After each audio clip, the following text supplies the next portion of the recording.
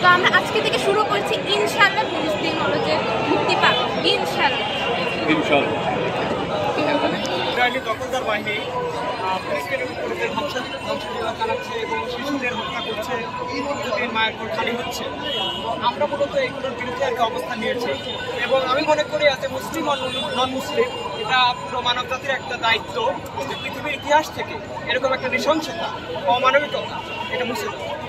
এবং এটার সাথে যারা সম্পৃক্ত আছে ইসরায়েল এবং আমেরিকা সহ অন্যান্য যে দেশগুলো, আমরা চাই তারা তাদের এই সাপোর্ট থেকে, ইসরায়েলকে সাপোর্ট করা থেকে দূরে চলে আসুক এবং এই অমানবিকতা এটা আর কি বন্ধ হোক। কেননা মানুষ হিসেবে আমাদের সর্বদাই দায়িত্ব মানুষের পাশে থাকা। আমি আপাতত এটুকু বলতে চাই এবং আমাদের এই সংগ্রাম এবং আমাদের এই অবস্থান কর্মসূচি ততদিন পর্যন্ত চলবে যতদিন পর্যন্ত না ফিলিস্তিনের আকাশে মুক্ত হওয়া হবে। ধন্যবাদ। দেখিও সৌদি আরবের চুপ তা দেখে আমরা খুবই অবাক। সৌদি আরব নবীজির দেশ হয়েও সৌদি আরবের পশ্চিমা সংস্কৃতিকে নিজের করে নিয়েছে, আমেরিকার দালালি করতেছে, এরপরেও কিন্তু সৌদি আরব কোনো প্রতিবাদ করছে না। আমরা এটা দেখে খুবই লজ্জিত। মুসলিম মিশরের সাথে ফিলিস্তিনের সীমান্ত, মিশরের সীমান্ত দিয়ে কখনো একটা টানের ট্রাক পর্যন্ত ঢুকে দেওয়া হচ্ছে, কিভাবে উদ্ধার করবে তাদের? আজকে এটা দেখে মনে হচ্ছে আজকের এই দিনে হিটলার তোমায় মনে পড়ে। হিটলার যদি থাকতো তাহলে ইহুদিরা থাকতো না। 7 লক্ষ ইহুদিকে হত্যা করেছে, কিন্তু 2 লক্ষ ইহুদি রেখে গিয়েছে তাদের এই বর্বরতা আমাদের মুসলিম বিশ্বকে দেখানোর জন্য। আমরা চাচ্ছি বিশ্ব নেতাদের কানে পৌঁছে দিতে যে ইসরায়েলে যে গণহত্যা চলছে এগুলো বন্ধ করে ইসরায়েলে একটা শান্তির ফয়সালা হোক।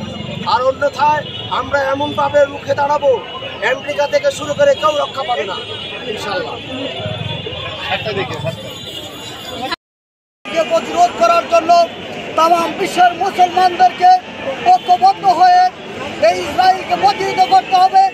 ইসরায়েল যেভাবে নরপিশাচের মতো মুসলমান সমগ্র জাতিকে যেভাবে ধ্বংস করতেছে, যেভাবে আমাদের ফিলিস্তিনি মুসলমান ভাইদেরকে তারা নির্মমভাবে বোমা মেরে গুলি করে যেভাবে আমাদের মুসলিম ভাই বোনদেরকে হত্যা করতেছে, মুসলমানদের ভূপৃষ্ঠ থেকে তাদেরকে সরিয়ে দেওয়া হচ্ছে।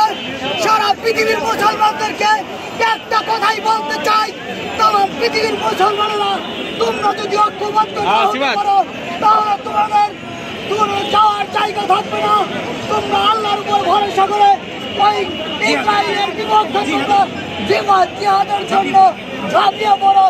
আমি এই একান্ত ভাবে উদাত্ত আহ্বান জানাচ্ছি বিশ্বের মুসলমানদেরকে ঐক্যবদ্ধভাবে এই জিহাদের জন্য ঝাঁপিয়ে পড়ার জন্য আমরা সবাই প্রস্তুত আছি।